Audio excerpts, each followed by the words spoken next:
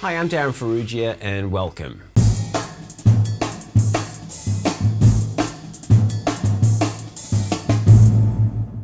In last week's video, I showed you how to practice an independence exercise. So in this video, I'm going to give you an independence exercise to practice. Now that you kind of know how to do it, then I'm just feeding you the information so that you can apply the practice method to the actual task at hand. And this is pretty much how I go about giving lessons. So with that, I'm giving you a lesson today. As I mentioned in last week's video, it's kind of a two-part thing when we practice this. We have to have an ostinato and then we have an independent voice. And the independent voice is what's reading an exercise or playing independently of the other limbs. So let's begin with the ostinato. The ostinato is kind of, I guess, a typical sort of jazz samba type of ostinato. The right cymbal is going to play this pattern, 1, 2, 3, 4.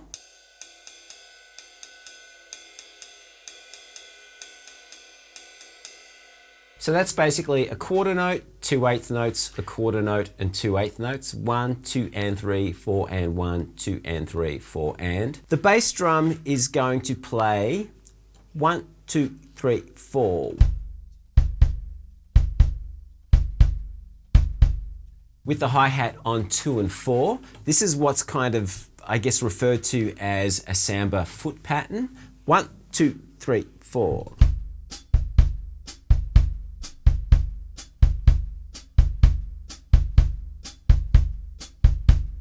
I'm going to put the feet together with the right cymbal and we get this. 1, 2, 3, 4.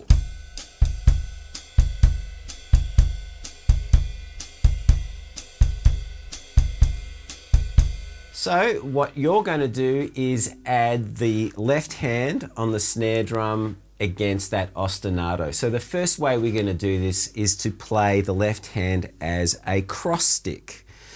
Now, I pull up my students about this. I'm a bit old school and I do like the cross stick played with the butt end of the stick down the end of the snare drum in this fashion, as opposed to the tip end. I just like the sound of that a lot more. So, but you know, I'm old school. Feel free to set upon me. So that's the sound we're going to use to play the syncopation exercise. And as I said, you know, in the previous video, I'm going to use the syncopation exercise 1 from Ted Reed's syncopation book. That's this book here. This is my copy that I bought when I was 15. It's falling apart, but I love it so much. I'm just going to keep it this way.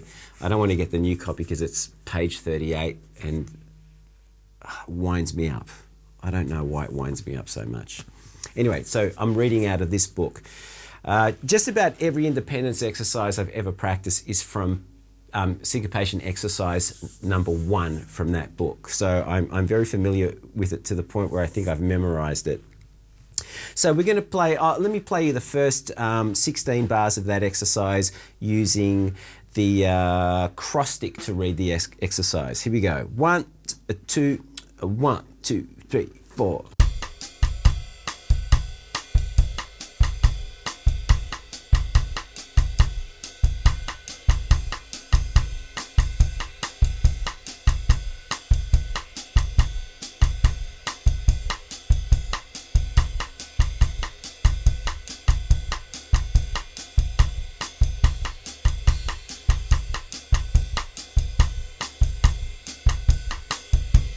The second way to play this is to play the syncopation exercise on the snare, like that.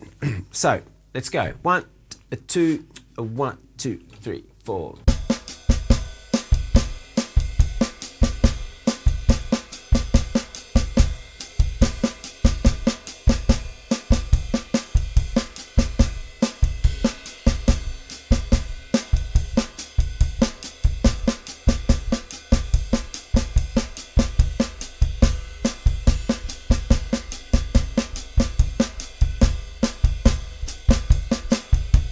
Taking the same ostinato, we're going to reorchestrate the right hand. I'm going to move the right hand over to the hi-hat, and I'm going to open the quarter notes on beats 1 and beats 3. So we go from this to this. 1, 2, 3, 4.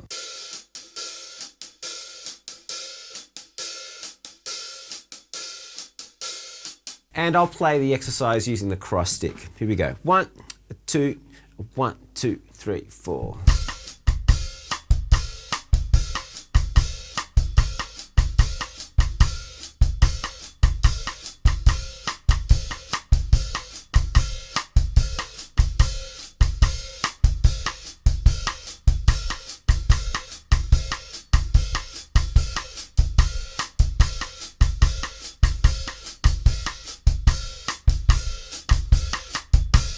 I'm going to leave a link to the PDF that accompanies this lesson in the description below, and that will have the ostinatos and a few ideas on how to practice it.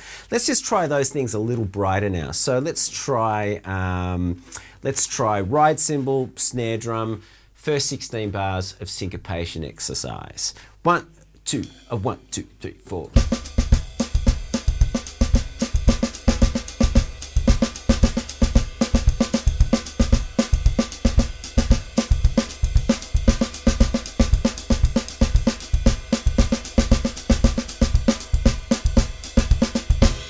Same tempo, right hand on the hi-hat, left hand playing the cross stick. 1, 2, 1, 2, 3, 4.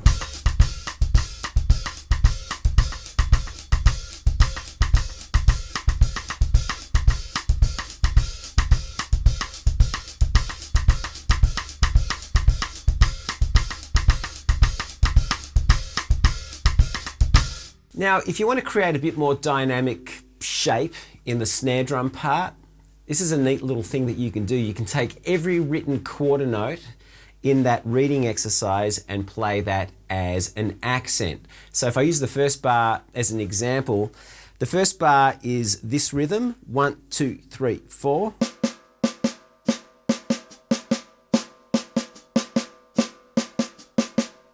If I accent the quarter notes in that bar, we get this, 1, 2, 3, 4.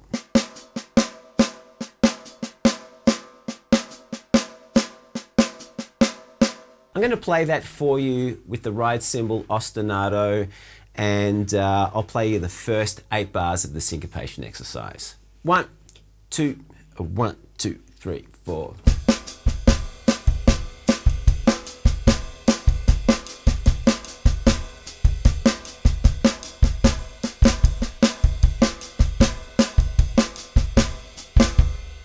You can also take that same idea, and instead of playing the quarter notes as accents, you can play the quarter notes as buzz strokes. Let's have a listen to that. 1, 2, 1, 2, 3, 4.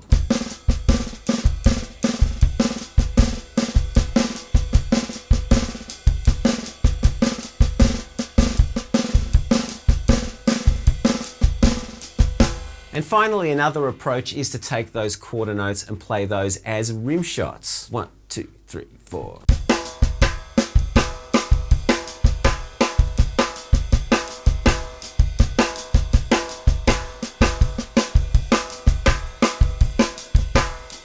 So those variations offer a little bit more color and dynamics with the snare drum part, so that you're not just playing everything at one level. But obviously, that's a bit of an addition to just being able to play the exercise as an independence exercise first. So get the independence part together, and then you can add all of those colors as well.